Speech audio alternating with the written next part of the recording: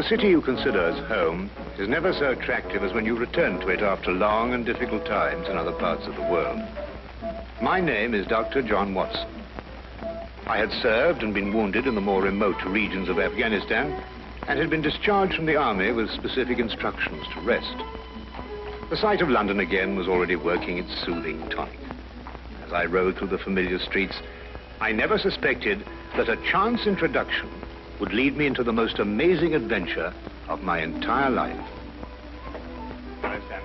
Watson, old man!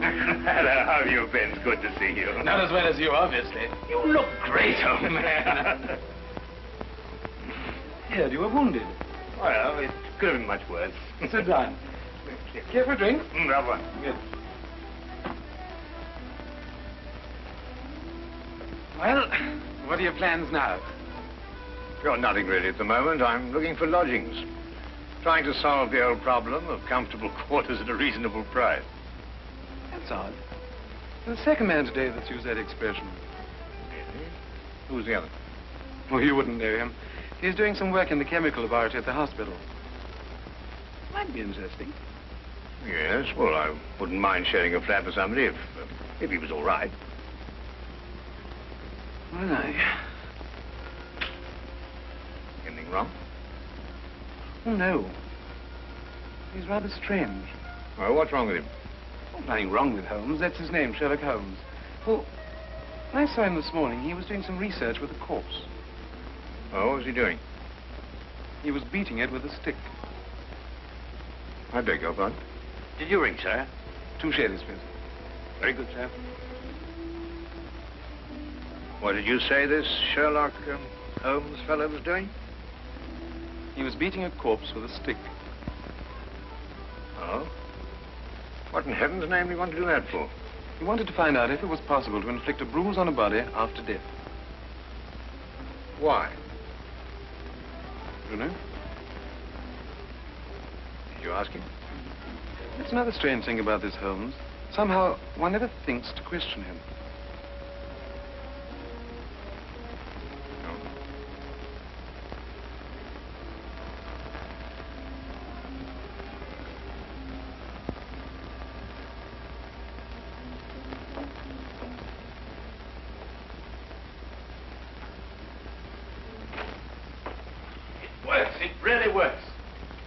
You've just entered the greatest chapter in the history of forensic medicine. You're Dr. Watson. Yes, I am. What works? Foolproof test for hemoglobin. You realize what this means, of course. No, I don't. You must be Sherlock Holmes. It will create a revolution in criminal investigation. Yes, I'm Holmes. How did you know I was Watson? Because you've just come back from Afghanistan. How do you do? How you do? How did you know I'd just come back from Afghanistan? Well, it's written all over you. The problem has generally been that a man is suspected of a crime months after the crime is committed. Then when they find bloodstains on objects of clothing, they can't be sure if it's blood, mud, or rust stains. But this solves the whole thing, of course. Oh, of course. Of course. Stamford told me you're looking for someone to share a flat you'd found. You know, if this test had been in existence a year ago, it would have meant that von Bishop of Frankfurt would most certainly have been hung. And that goes for Mason of Bradford, Muller, and O'Fay, naturally. Naturally. Who are these people? Did you know, I'm delighted to meet you, Watson. I think you'll like the flat. It's in Baker Street, by the way. Oh, we could pop around this afternoon and have a look at it if you care. Yes. Oh, yes, rather. I'd like that. Good. Did you mind if I play the violin? No, go right ahead. No, I don't mean now. I mean when we're sharing the flat. Oh, no, of course not. I like a bit of good music. Oh, good. I'm not very good. Oh. Tell me, Holmes. Yes. How did you know I just got back from Afghanistan? Well, it's obvious.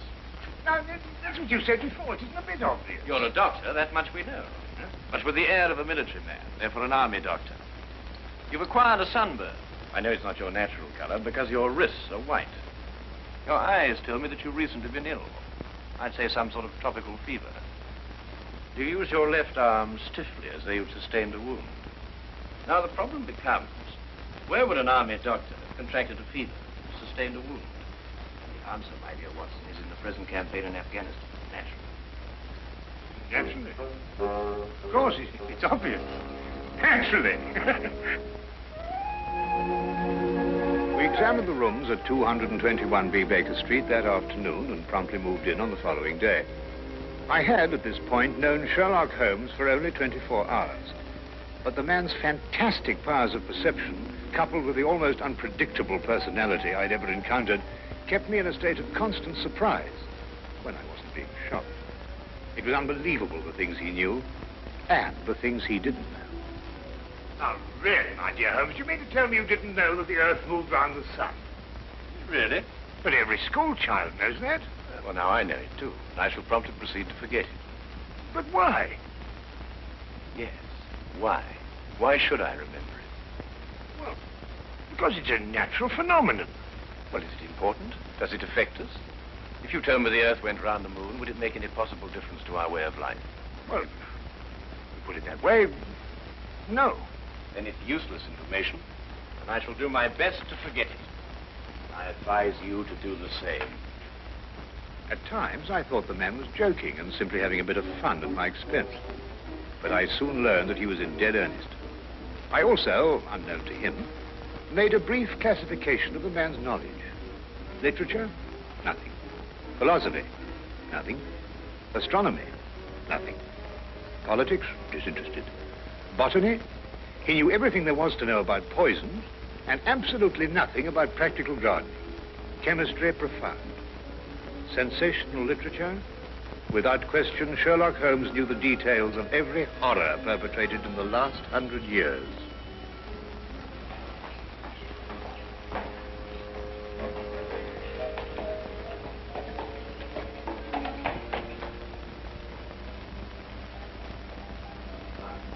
I believe we have a visitor.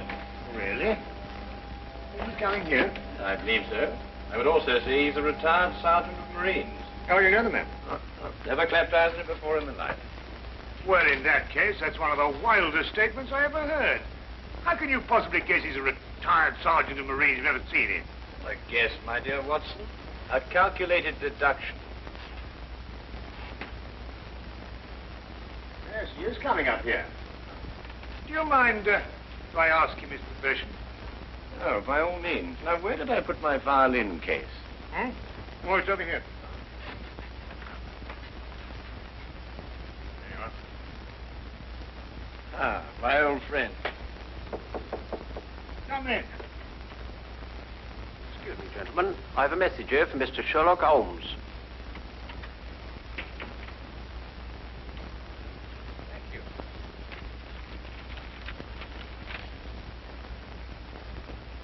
Excuse me. Sir? Do you mind telling me your occupation? Not at all, sir. I'm a civil servant employed by the police department. Thank you. I just wondered. Not at all, sir. How long have you been with the police department?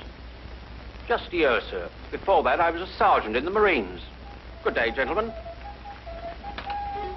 How did you know? An interesting letter, Watson. A very interesting letter. Perhaps you'd like to come with me. Where? To catch a murderer, of course. Of course.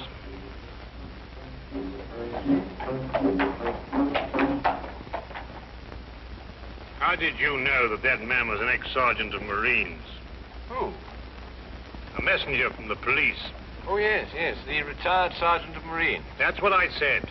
Well, there's nothing mysterious about such observations, my dear Watson, but unfortunately, when explained, they lose their romantic order of mystery. My decision was based on observation and logical deduction.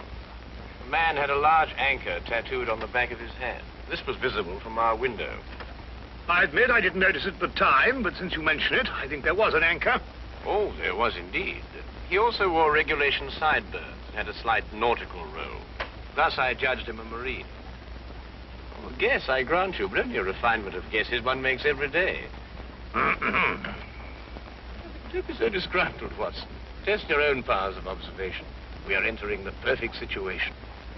Oh, what are we entering? A house that holds a murdered man.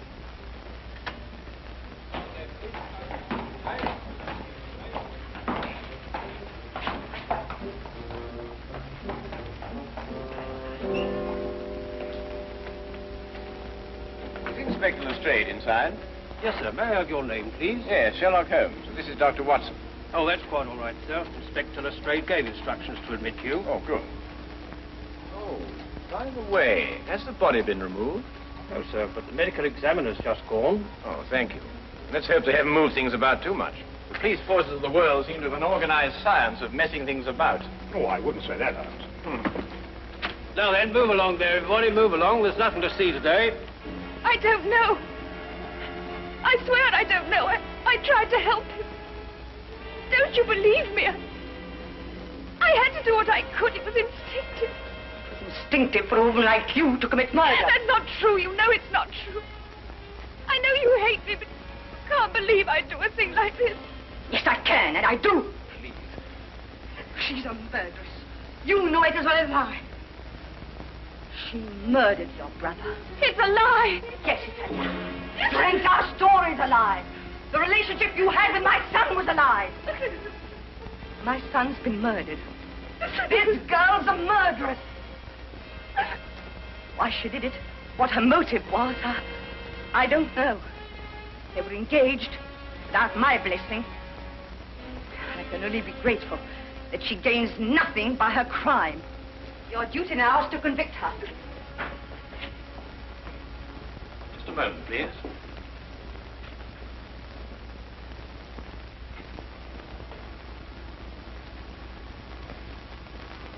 Notice the angle of incision, Watson. Yes.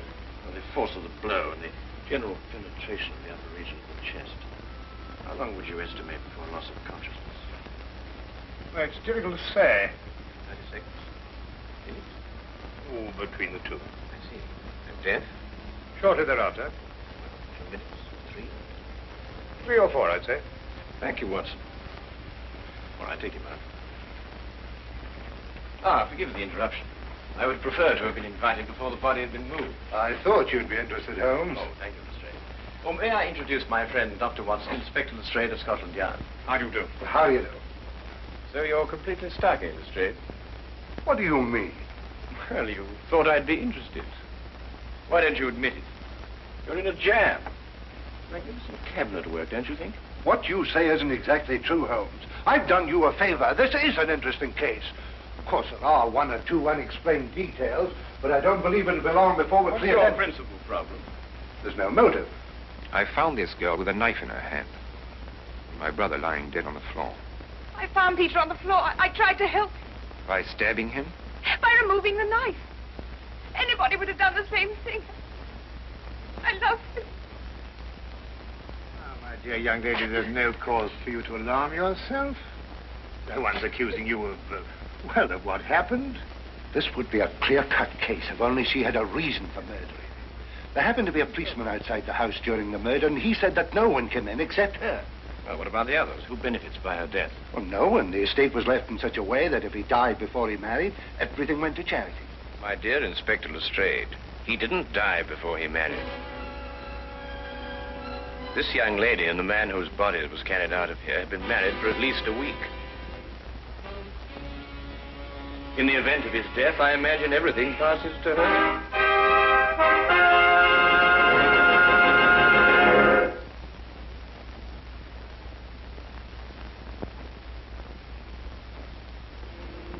And now we return to the case of the Cunningham heritage.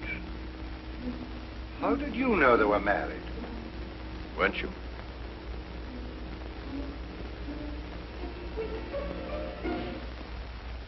Yes, a week ago. Then you do benefit by my brother's death. You're his heir. I don't know if I am or not. I only know I didn't kill him. I swear I didn't. Where were you married? We went down to Brighton last weekend.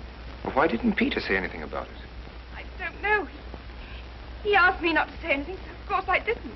I'm afraid, young lady, I'll have to ask you to accompany me to headquarters. I understand.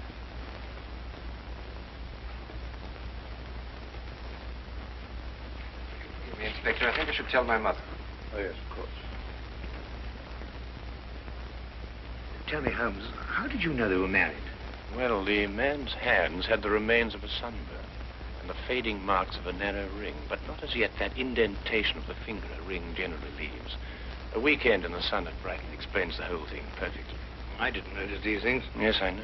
The young lady's hands were also sunburned, and to the same degree.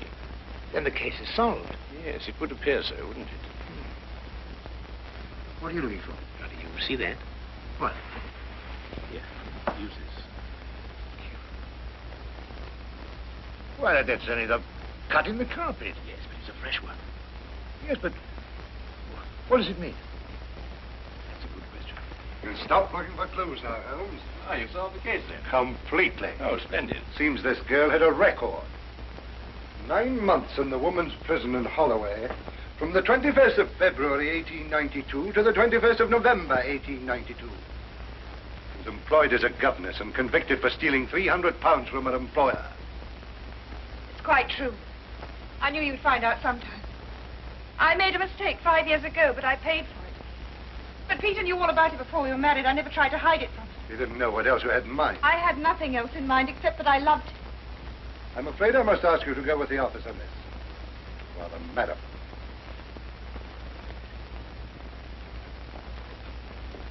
Well, that's how I like my cases. Fast and simple. Oh, you must tell me some more about it.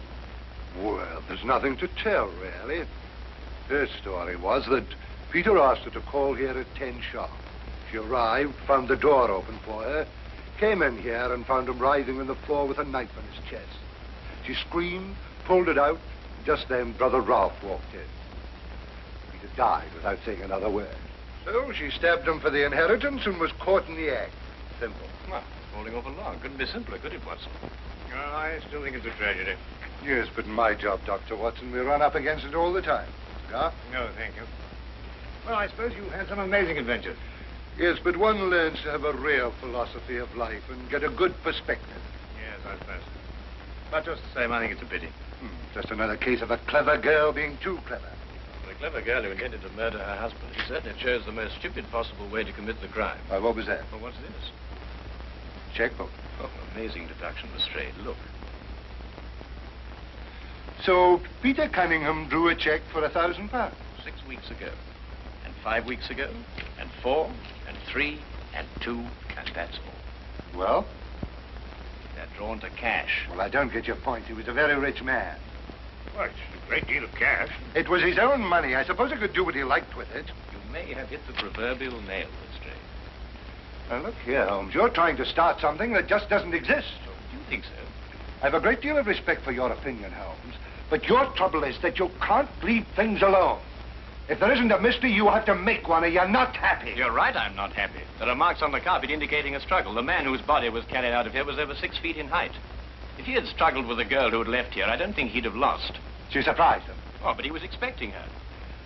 That's her story. I'd say she sneaked up on him. What, and stabbed him in the chest? How do you sneak up on someone and stab him in the chest, Lestrade? Now, look here, Holmes. You're trying to start something, and I just won't stand for it. That girl's a jailbird, and she's guilty, and she's going to hang. And that's the end of the case. I see Inspector Lestrade is up to his usual mental gymnastics, trying to hammer square pegs into round holes. Well, Lord, it's been a great pleasure meeting you, Inspector. I warn you to keep away from that man, Holmes, or you'll be insane in less than a week.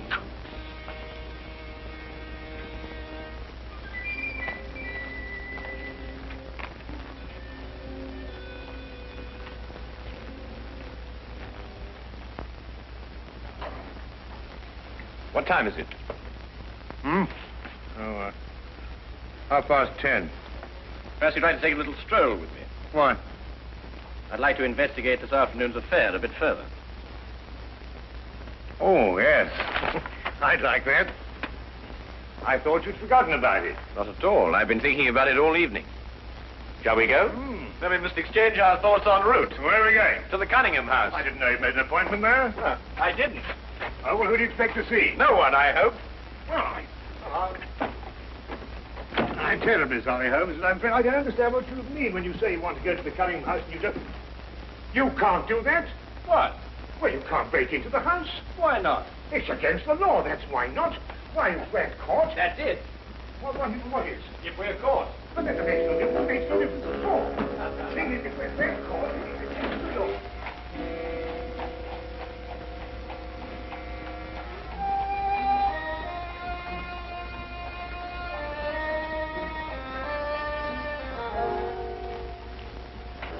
now. But look, Holmes, we can't keep it. Come on.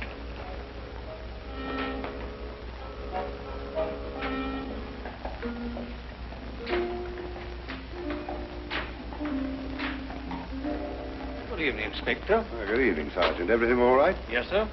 I just thought Sherlock Holmes might have dropped by. Where'd you get the key? Oh, the key is a burglar's tool. A burglar's tool? Is the street clear?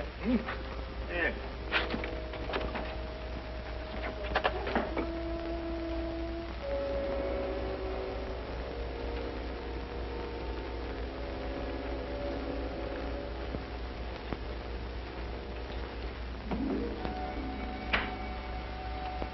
How do you know he's out? Because I had a spy watching the house. Go through that cabinet.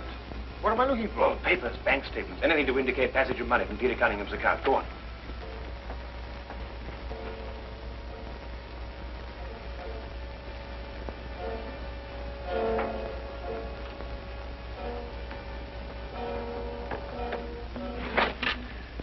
It's absolutely ridiculous. Looking for something and you don't know what in order to catch somebody and you don't know who.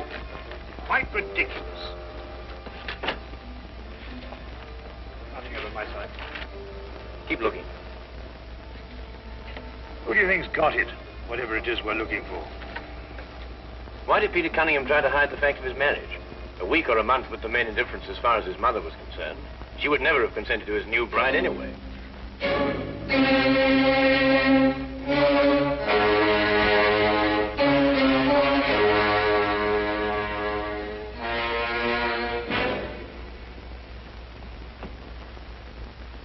He married her to prove to me that my blackmail wouldn't stop him. And then he withheld the fact in order to give me 1 week to clear out of the country before he exposed me. The money he paid you went to buying up your promissory notes. I was being pressed, Mr. Holmes. My brother's engagement to a jailbird gave me a perfect opportunity to extract a little money from him. In fact, if he hadn't been such a bullhead, it would have gone on for quite some time. A jailbird, as you put it, makes the perfect murder suspect. Perfect, Mr. Holmes. And you and Dr. Watson make perfect burglary suspects.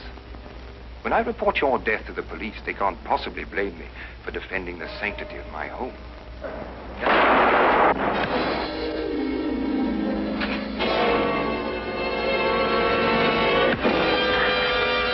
Well done, Watson. Oh, I could have done a bit better, only it was my bad shoulder. Quite all right, Watson. Think no more about it. So that's our murderer. Yes, the only possible one, of course. Only a man could have struck that blow. Peter died, as you say, within 3 or 4 minutes. And there was a bobby outside the whole time. Yes. Crystal clear. No, it's completely obvious. Well, what do we do now? What's going on here? Who fired that shot? We will sit with the good inspector, and with the aid of our evidence, a bit of logic, and a few simple diagrams, we will endeavor to convince him that night follows day and that 1 and 1 inevitably makes 2. How did you two get in here anyway? Now, Inspector, calm yourself, calm yourself. Come, sit down. Now, there's a good fellow. Sit right here. Now, you see, we have a great deal to talk about.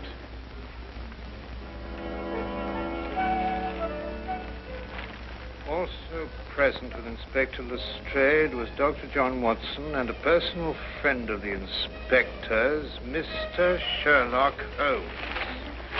This is ridiculous. It's fantastic. This isn't the way it happened at all. This will revolutionize investigation, Watson.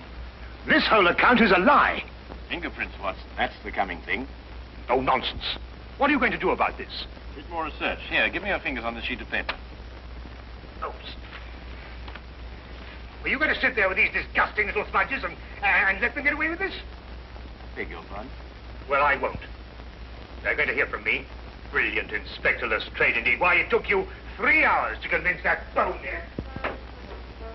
I don't know. Never in mind his eyes by her. He just said he was innocent.